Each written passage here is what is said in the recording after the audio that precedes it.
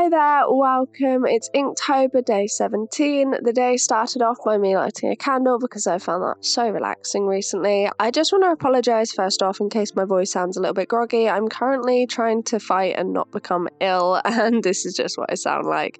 So the prompt today is salty. This one, I feel like you probably could have gone for a personality trait, and that's probably what a lot of people are intending. And, I can't wait to have a look and see what everyone else does. But I wanted to take it a little bit more literal. I feel like I've done a few kind of portraits, and I do find expressions very difficult with India ink. I don't know if it's the way that I'm doing it because I'm kind of blending it rather than doing like actual line work, so I just went for salt. So the idea that I had was, first I thought of like a salt shaker and somebody actually like pouring salt, which I drew down, and then that reminded me of the sea because the sea is obviously very salty. So I was like, okay, what is a really obvious kind of ocean? And so I chose the wave of Kanagawa. I hope I said that correctly.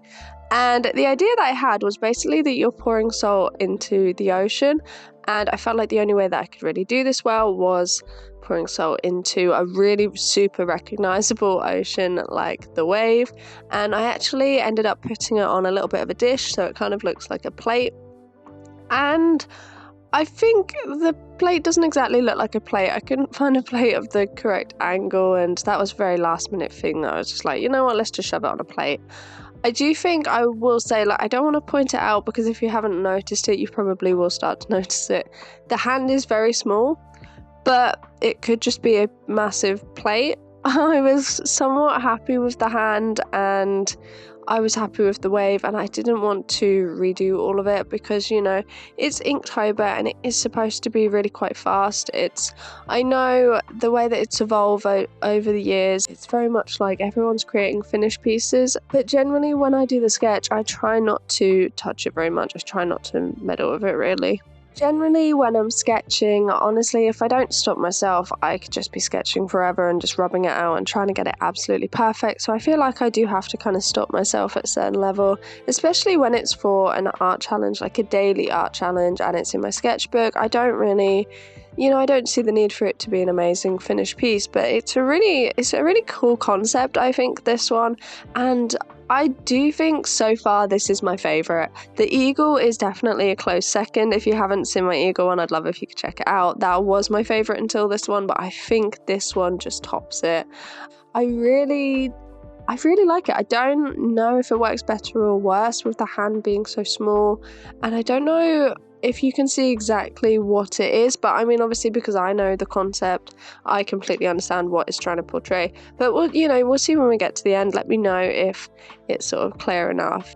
Because I think that's something when you come up with like a sort of weird concept yourself, it's hard to know whether other people are actually understanding it or seeing it correctly, because obviously you know exactly what it is, like it's a person pouring salt into the iconic wave that's on like a dinner plate. That's in my head, but I don't know if it's actually portrayed. And I feel like the only way to really understand is just by asking other people and seeing what they think.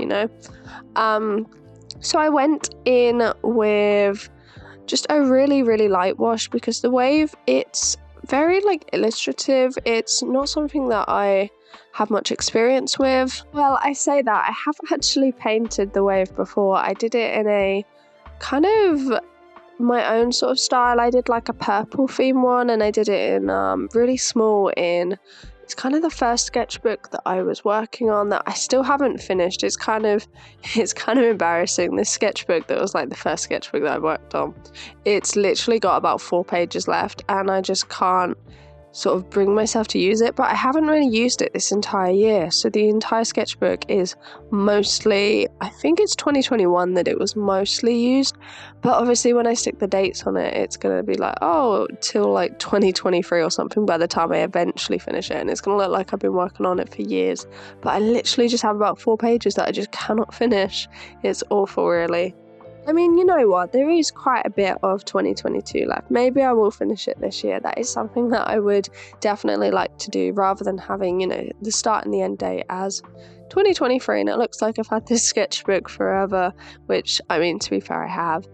So the hardest bit for this, I think, was leaving the white areas white, because there's a lot of areas, little gaps that are filled in between like where the wave splashes, and it was really difficult to leave the white areas white. And I did make a couple of marks that I then had to kind of like fill in, but I tried to leave it as white as possible.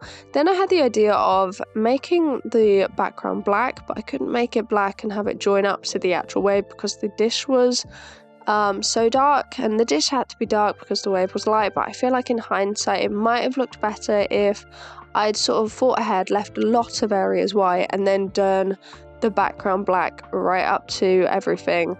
But yeah, I added darker, like the lines in between the waves, and I actually love this wave. It's my second time painting it, as I say, and I love it. I find it so interesting, and I also find it actually kind of simple because you just sort of follow the pattern and it's instantly recognizable. Even though, you know, I can tell that I've made mistakes and there's some things that aren't accurate, it's still very recognizable. So I would recommend this if, you know, if you're starting out and you're not possibly so confident in your abilities, because it can go really well.